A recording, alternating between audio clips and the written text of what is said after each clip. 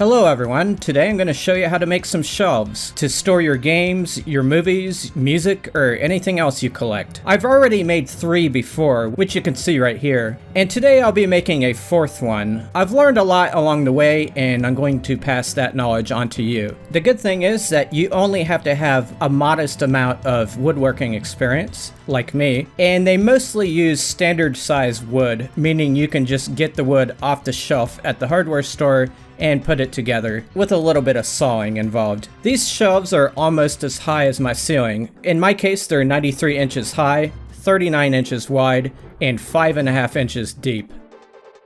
So first you need to buy the wood. For the sides of the shelf, you'll need 2 wall studs. On the shelf, these are called 2 by 6 by 92 and 5/8. But the actual measurement is 1.5 by 5.5 by 93 inches. They're a couple inches shorter than the ceiling. My ceiling is about 95 or 96 inches. If your ceiling is higher, you'll want to get a longer wall stud. If your ceiling is lower than mine, then you might have to get these and just cut a little bit off the top. For the shelves themselves, I got 7 boards, which I'm going to cut in half later. Off the shelf, they are called 1 by 6 by 6. Their actual size is 1 by 5.5 by 72 inches. Then there's a base that's on these shelves, and that's designed to keep it from tipping forward. And that base is a pretty large board that I have to cut to make smaller. It is commonly called a 1 by 12 by 8. In my case, it's 1 inch by 11.25 inch by 96 inches. Now you want these boards to be as straight as possible. If they're very crooked, the shelf isn't gonna work out. So what I did is I went to Home Depot on a late weeknight. There wasn't that many people there, so I was able to lay the boards on the ground to see which ones are truly flat and which ones are crooked. And you can actually straighten out wood that's crooked. There's videos that show how to do it. For the most part, they involve putting pressure or water or heat onto the boards. Some of these boards are slightly crooked, so I did make an attempt to straighten them out. And I applied pressure, water, and heat at the same time, but in the end, it did not make a difference for me. But these boards aren't too crooked, so they're going to work very well. I do advise that if you're storing the wood for a long time, that you lay it flat and put some weight on top of it.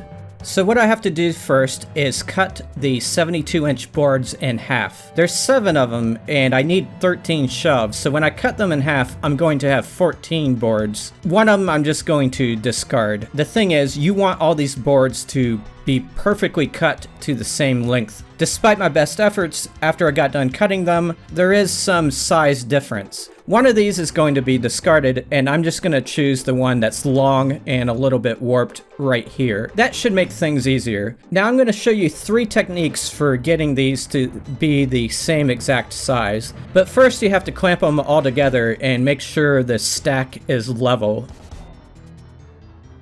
The first thing I'm going to try is using a hand planer. This thing has a blade on the bottom and you can scrape off the edges of boards. The way the grain is on these boards, this isn't ideal. It kind of tears them up a little bit. Another thing to do is to sand them, and you want to use as coarse a grit as possible. But the best technique I used was with a reciprocating saw. I just stick the blade in there and I push it off to the side. This is very dangerous, so if you're not experienced with reciprocating saws, do not try this technique. Try the other 2 that I've already showed you. In the end, I ended up using all 3 of the techniques, and I got all the boards even. So I got most of the cuts I need at this point in time, and I'm going to do the rest of the installation in the room where I need the shelf. So first I'm going to create the outer frame of the entire shelf. I propped up the 2 wall studs on their sides, and I took 2 of the 13 individual shelves and put one at the bottom and one at the top. I put heavy objects around everything to keep it propped up. In this case, ironically, I used a lot of old gaming magazines. So I'll be screwing everything together using this size screw, a number 8 2.5 inch Phillips wood screw. I'm going to pre-drill the holes using a 1/8 size drill bit. You want to make sure the drill bit is as long as the screws. And what I'll be doing is I'll pre-drill the holes through the 2 boards as you see here. I'm going to do that twice for each shelf on each side. So a total of 4 screws will hold each shelf.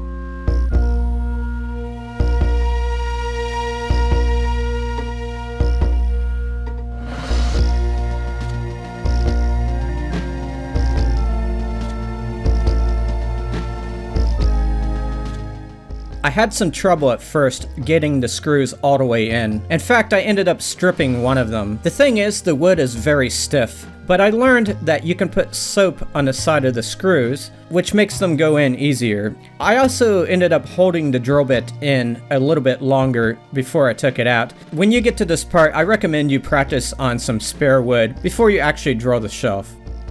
If you encounter a gap like this one I have at the top of the shelf, you can use a shim to fill the gap and just put it in there and cut it out.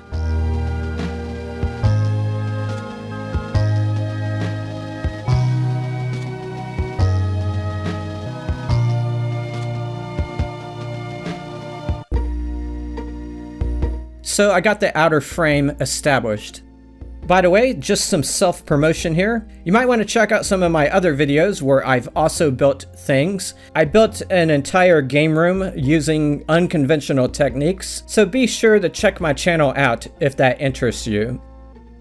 Now it's time to add the rest of the shelves. You'll want to space yours out according to whatever you want to put on it. For me, the longer games are going to go near the bottom and the smaller games are going to go near the top of the shelf. So I'm going to vary the spacing throughout. You do want to keep in mind that if you have an item on the shelf, you want to be able to pull it out. So you want to leave some space above it. So what I did is I used the actual games to space things out. You want to make sure you have something heavy to push up against the games on the other side. And so I'm putting 2 holes on each side, just like I did for the top and the bottom of the shelf. Throughout the process, I got much better at drilling and screwing, and it got faster and faster. I'm proud of myself. And once again, you can use shims whenever there's a gap. And I've now installed all the shelves.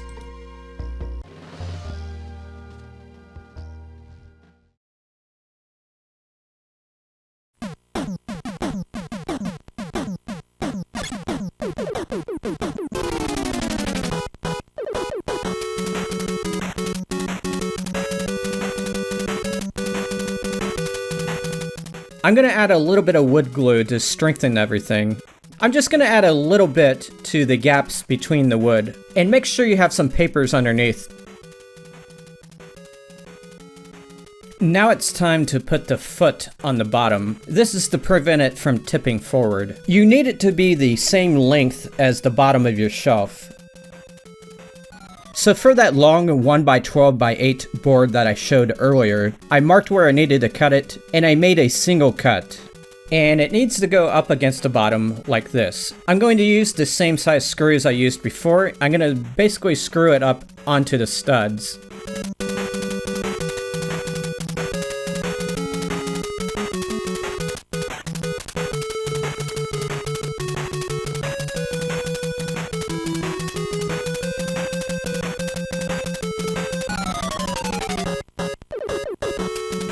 So then, with the help of my wife, I propped it up against the wall to see how it looks. And it looks pretty good. You want it to be as level as possible. And if it's not, you can work on that foot. Like maybe sand down part of it to even everything up. But with mine, I'm going to lay it back down. Now I'm going to add some wood glue between that foot and the shelf above it. And to do that, I'm going to unscrew the screws that I just put in, but not all the way. And I'm going to make a gap, and I'm going to put the wood glue in the gap. Then I'm going to screw it back together again.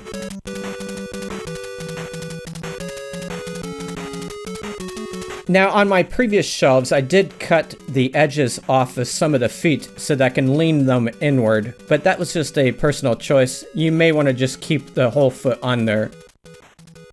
Now it's time to put the backing onto it. And I did not reveal this earlier, but I actually used recycled cardboard as the backing for the original shelves, and I'm going to do it again today. It looks tacky from the back, but trust me, once you paint it and put your stuff on the shelf, it's very hard to notice. I figured it's more environmentally friendly to do it this way, but if you want to go to the store and buy the backing they sell there, that'll work too. If you're looking for cardboard and you don't have any that's big enough, try going to your community recycling drop-off and see if there's any available, assuming you have a drop-off like that where you live. In my case, I had a TV box, so I disassembled the box and laid it out flat, and I'm going to be using carpet tacks to nail it onto the back. The cardboard is not 100% perfect, there are a couple of dents here and there, and I'm going to try to squish them out. So I started by propping the cardboard along the back and tacking down one side of it. This cardboard is very thick, so I really had to pound those tacks in there.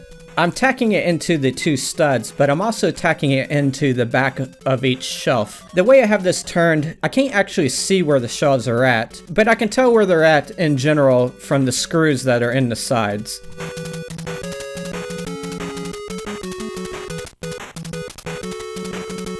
There are gaps and perforations in this cardboard, and I am going to cover it up with some little pieces of cardboard and some duct tape. So that process worked out very well, and it's now time to paint the shelf. And yes, you can paint the cardboard on the back. You just want to make sure the first coat is very thin, because you don't want it to become soggy. Painting the inside of the shelves is very painstaking. I recommend you get a slanted paintbrush. You may actually want to cut it to be extra slanted. You don't want to use the foam brushes on wood because the wood grains tear them apart. They might work well on the backing though. So I ended up putting 2 coats on it, and here's what it looks like.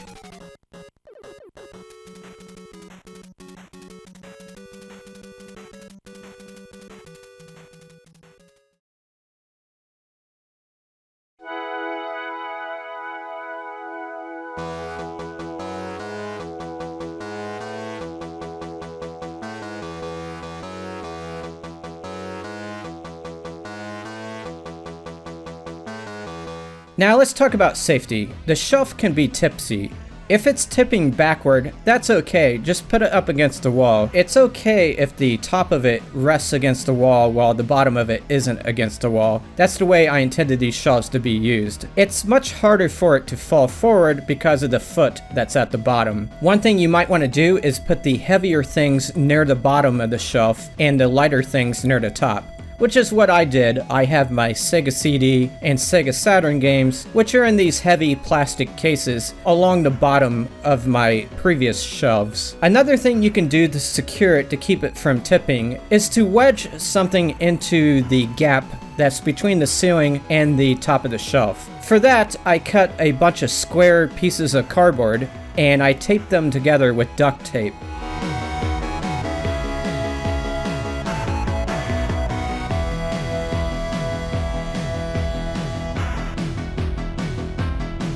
And then I just jam it in there.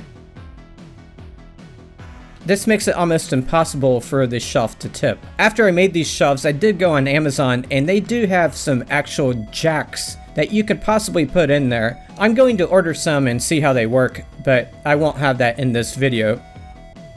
I lied about that. They actually came very fast after I ordered them, and I got them before I was done editing. It looks pretty flimsy when you get it out of the box, but when I put it up above the shelf and cranked the little knob, it actually felt like a tight fit. So at this point in time, I do recommend these. You could probably paint the plastic to make it more appealing or to hide it more above the shelf. Now, if you have something small like an N64 game or a Super Nintendo game, when you put them on this shelf and push them up against the backing, it's kind of a little bit too recessed. But if you look at my previous shelf, the games are not recessed at all, and when I press on them, they don't go back. So how did I achieve that? I made a board to put behind them. What I did is just took some scrap wood and cut it to be about 2.5 inches deep and painted it, and I put that behind those types of games. It makes things more presentable. So I'm finally done. The shelf turned out wonderful. I love it. At some point, I'll probably make another one of these. So if you have any tips on things I can improve upon, please put them in the comments. I hope you enjoyed the video, and I'll see you next time.